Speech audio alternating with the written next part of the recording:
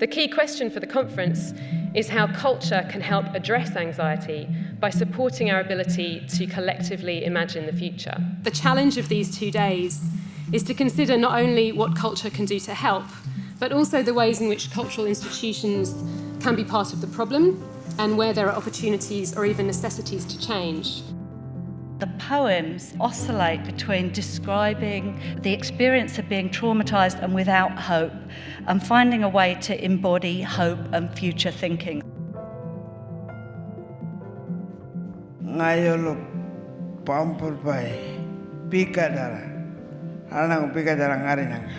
I'm a traditional healer, someone that we call in our language Ngangkri. Today I work as a healer within the hospitals as well and help look after my people.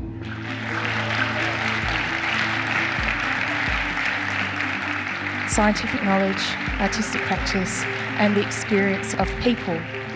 So something about envisaging the future is central to us as humans, but also it seems very vulnerable to disruption. And so it's this sort of attentional, memory, visual, imagery kind of circuit that comes together and produces something that's far more than the sum of its parts. But here we return to the theme of empathy, of striving to understand and share the feelings of another. So you talked about being present in another person's story. Playing dress up in disasters that wear like paper dolls. What has not yet been thought, but that we do know about at some level, becomes thinkable in this space. For us, third space is a physical and psychic and social space where many different kinds of knowledge are brought together. Human non-human evolved directly from knowledge shared by audiences, and specifically from audiences who visited the Human Plus exhibition. We really wanted to take the learning from Human Plus and see how we could present something with a bit more empathy.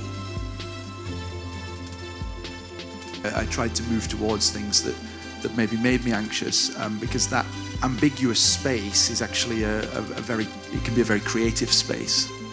Somehow, it created a space that was needed in the city, but creating an experience that allowed you to imagine things as if they might be different.